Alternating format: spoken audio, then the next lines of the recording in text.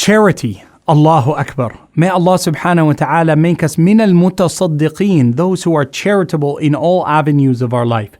Charity is the hallmark of a believer. It's always confined and tied to salah.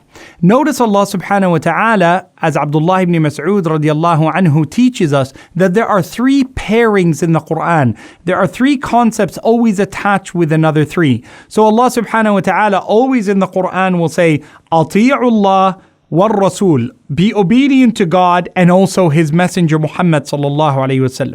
The second pairing is Aqimu salah wa atu zakah. Give your prayer to Allah subhanahu wa ta'ala, but also spend in your wealth in that which is pleasing to Allah, and pay the zakah, the purification of your wealth. And the third and finally is اعبدوا الله ولا تشركوا به شيئا. Worship Allah alone, don't worship other than Allah. وبالوالدين إحسانا. And treat your families and your parents with good morality and ethics and righteous conduct.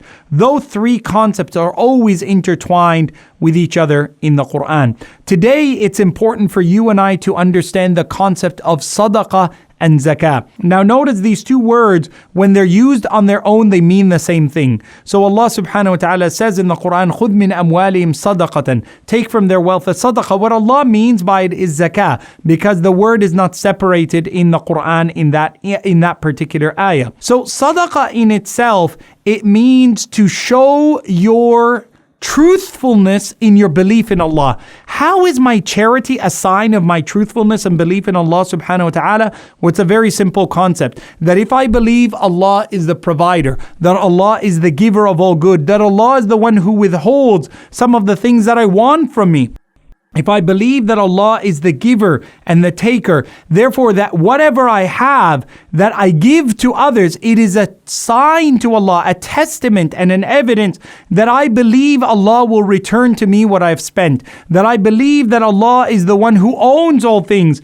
and that I'm just a distributor of that which Allah has blessed me with, that I believe that I'm a part and parcel of the life's betterment for other people, and therefore it becomes a sadaqatu burhan. The Prophet ﷺ says in the authentic hadith, charity is evidence for you. It is evidence on the day of judgment that I put the needs of other people before my wants. My needs were met, and there were certain things that I wanted, certain luxuries that I wished for, but I looked over there and I saw that that person didn't have their need. They didn't have their food. They didn't have their clothes. They didn't have their shelter. They didn't have their security. They didn't have their protection. They didn't have their education. They didn't have their nurturing in life. And I said to myself, no, I've been blessed and I want to share from what I have. I want to do it with a willingness and a voluntary intent to please Allah, to make somebody's life easier. This becomes great evidence on the Day of Judgment. Did you know that Allah tells us in the Quran that the first thing that people will say when they cross into the next life, when a person has left this life, when a person has passed away, and they're asked, what would you like to do if you were to go back? They will say, Atasaddaq wa akum min as-salih. I want to go back, I'll give charity. It's not I'll go back and I'll pray 2 rak'ah. I'll go back and make hajj. I'll go back and make umrah. I'll go back and fast Ramadan. No, I'll give charity. Why? Because it's evidence. Allah subhanahu wa ta'ala wants to see from you and I that we put other people's needs as a priority. وَيُؤْثِرُونَ عَلَىٰ أَنفُسِهِمْ وَلَوْ كَانَ بِهِمْ قَصَاصَةٌ. Allah subhanahu wa ta'ala described the righteous from the Sahaba, Ali ibn Abi Talib, that he would give from himself even though he needs it. Even though in his home he's lacking certain things, he sees somebody else is lacking more. And although I need it, I'm going to share and I'm going to split my date in half. Look at the words of the Prophet ﷺ.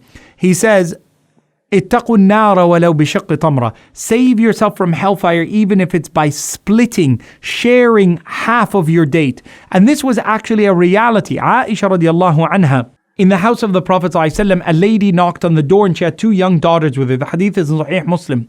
And she she had asked everywhere else. Everyone in Medina was in hunger and famine. And the only place she could turn to, even though nobody wants to take food from the Prophet ﷺ, they would rather share their food with the Prophet ﷺ. She has nowhere to go. So she knocks on the door. They're starving. They're in a moment of difficulty. And she knocks and the Prophet is in home ﷺ. And his wife Aisha answers and she says, Ya al-Mu'mineen, do you have anything that you can share? And Aisha radiallahu anha, she says, Wa Rabbil Kaaba, by the Lord of the Kaaba, Almighty Allah, all we have in the house of the Prophet are 3 dates, sallallahu alaihi wasallam. But you can have them. So Aisha, without asking the Prophet sallallahu alaihi wasallam, without considering her own self, she gives the last 3 dates, the last food in the house of the Prophet sallallahu alaihi wasallam, to this mother. And the mother takes the dates. She gives one to this daughter, and the third one's in her hand, and her daughters wolf down the dates, and they look at the third date up in their mother's hand. And she sees them in that condition. She sees their hunger, so she decides to go hungry herself, and she breaks the date and gives each of them half, and she continues to be hungry. Aisha radiallahu anha, she said, O Messenger of Allah, when he returned, such and such and such happened. The Prophet immediately said, Wajabat laha al-Jannah. Paradise is hers. Paradise is written for her for that act of love and service that she has shown. The ulama, they comment, if that paradise was for this woman who fed her own children, what then is the paradise that is set in store for Aisha radiallahu anha wa ardaha? The Prophet ﷺ, who they are the ones who are deprived and they're not their family that they have fed. Allahumma salli ala Muhammad wa ala ali Muhammad. May Allah make our charity our shelter on the Day of Judgment. In the authentic hadith, Prophet ﷺ said, your sadaqah will be your veil and your shelter and protection on the Day of Judgment. It will be like a cloud that protects you from the heat and the difficulty of the Day of Judgment. Allahumma ameen. Finally, the Prophet ﷺ, he said that there will be 7 types of people on the Day of Judgment who will be given shelter and protection and shade when other people will desire it, they won't be given it. One of those 7 types of category of people is a person who gave with their right hand. They put their hand in their pocket, in their wallet, and gave with their right hand, that they didn't count what was there. They just gave what they had, that even their left hand was unsure of how much was given. They didn't hold their wallet and open and say, oh, not the 5, not the 10. Okay, I'll give a 1 or a 2. They didn't count. They just put it and gave in the path of Allah, to the path of assisting the needy. May Allah shelter us with our charity. May Allah make it evidence for us. And may Allah make us of those who are generous in spirit and heart. And if we have nothing to give of material, then let us remember the words of the Prophet ﷺ, تَبَسُّمُكَ فِي وَجْهِ أَخِيكَ صَدَقَةً. That when you greet your smile, بِوَجْهٍ طَلِقٍ, when you greet your friend with a smiley face, your charity is an extension of the smile that you give. May Allah brighten our faces with charity. May Allah keep us happy and smiling and increase other people's prosperity through our generosity. And may Allah return to us all that we have spent. The Prophet ﷺ made a vow and a promise. مَا نَقَصَ مَالٍ مِّن صَدَقَةٍ. Never will someone be poor because they gave charity from their wealth. Never will someone be deprived because they gave charity from their wealth. Never will someone be needing if they have given charity from their wealth. May Allah increase our prosperity through our charitableness. Allahumma ameen. Wa salli Allahumma wa sallim wa zid wa barik ala Sayyidina wa Nabiyyina Muhammad sallallahu alayhi wa sallam. Your brother Yahya Ibrahim. Wassalamu alaikum wa rahmatullahi wa barakatuh.